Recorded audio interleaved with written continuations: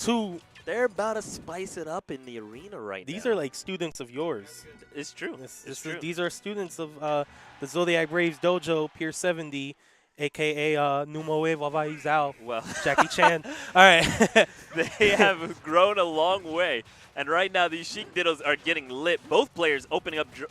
Basically, zoning out fairs, what they're looking for right now is a confirm into a grab, usually from a fair or an F-tilt, because it allows them to get that forward throw bouncing fish for the beginning of their percent. And they need that base percent to really start taking away some other combos, because at 0, you can't really string fairs together. You can actually just DI out of it. And, of course, fairs aren't going to do much damage. It's the bouncing fish where all the damage comes from. So they do both find their early percents, and now you'll see some small combo strings into some 50-50 traps start coming out from the players. So right there, you do see Avalon coming out with some traps. He's not able to get a confirmed edge guard there. I actually want to see Bouncing Fish to challenge Bouncing Fish a little bit more aggressively.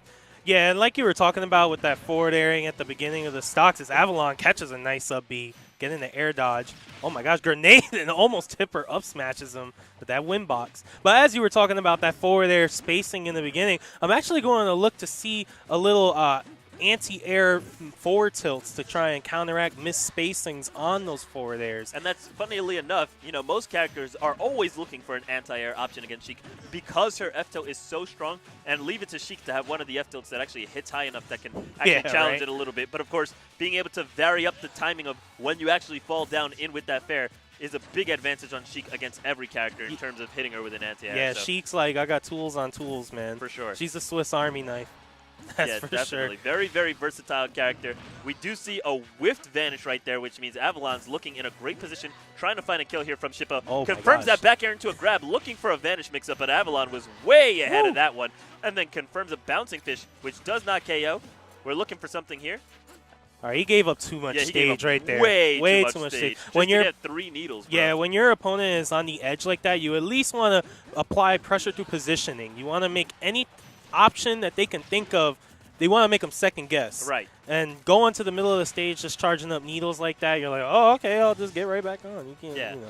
Now, of course, that was a down smash KO if I ever saw it. You know, and that's one thing that I see a lot of Sheik players slacking off on is they're so used to grab setups that when they're looking for these crazy KOs, they actually forget that down smash hits really early and will KO a Sheik at 160%. Yep.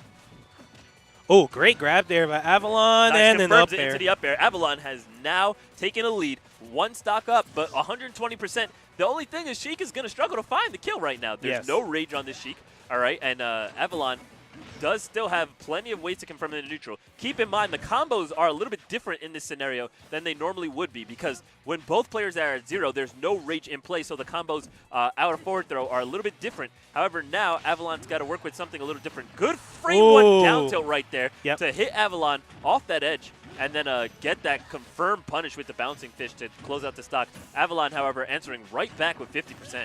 Yeah, that was really good by Shippo there. Getting the detail in on the second ledge grab, no invincibility on that, and you could just scoop people up, go for that up air. He chose that bouncing fish to just secure that KO, so very nice stuff. Avalon now putting Shippo in the defensive position here. Situation resets, and they're trying to find their way in once again. Avalon putting on so much pressure to Shippo right now. Shippo decides to take some space, get some needles. Nice power shield, but he's going for too many grabs. I just want to see him fair out of shield. He does not fall for that frame trap. DI's all the way back. Very proper, very good by Shippo. And then decides, hey, my fair is going to come out before yours. I got the right timing on my air dodge. And now he's answering back. Does put some damage on Avalon. He's only been landing, Avalon has only been landing fairs. So the damage on Shippo not racking up very quickly. Oh my gosh, both players dancing around. There's the up tilt that does combo into bouncing fish. At very high percent. Is that it? Not quite. No. That Deku Nut putting in work, seeing a little bit of shatter damage right there. Yeah, that was a regular grenade, not that plasma grenade from our Halo friends over there. Oh man, the Needle War is coming out. Yeah, and right now, Avalon's got a big advantage in the Needle War because that needle will pop him up. Catches his bouncing fish with the rawest of Deku Nuts. He was like, you are going to be here, and I have a present for you. And there it is. Ask him if he's hungry and shoved it in his mouth. Call him Iago and send him into the blast zone. That's it right there.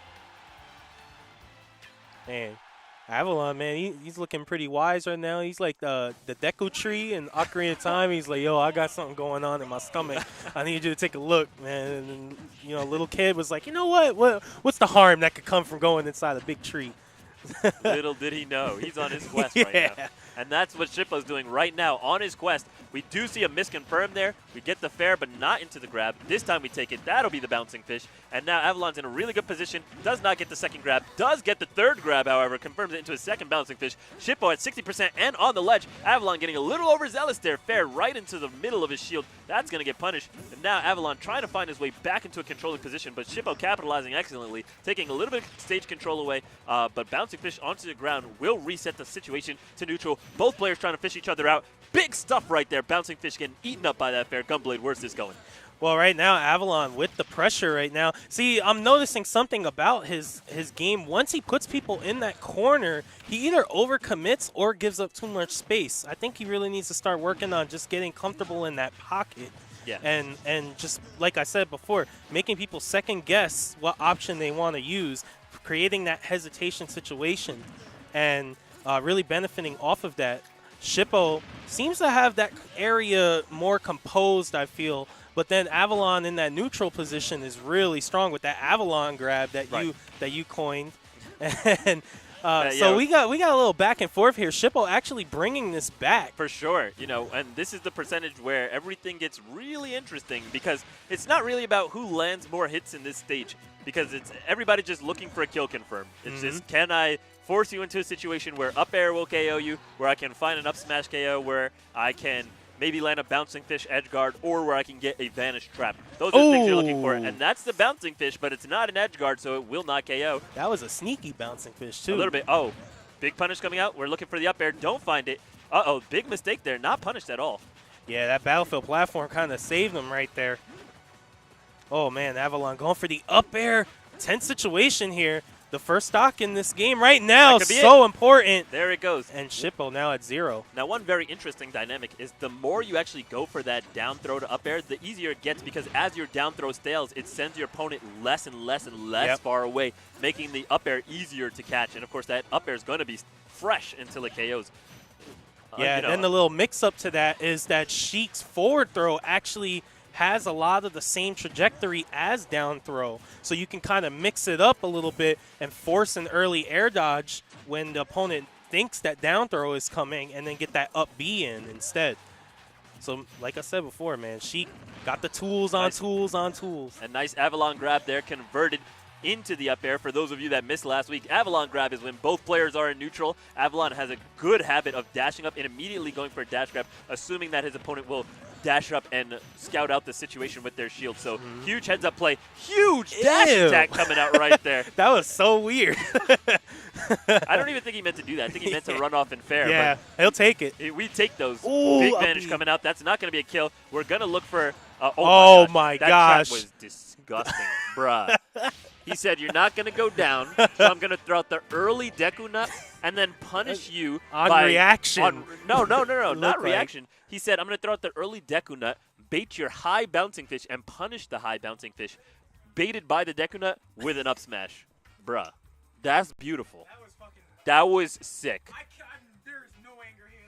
That was sick. So Avalon just spanking him, taking it 2-0 over Shippo. He's going to advance. Remember in SpongeBob when SpongeBob was like, imagination? That's what he hit him with right there. Imagination. The imagination combo right there.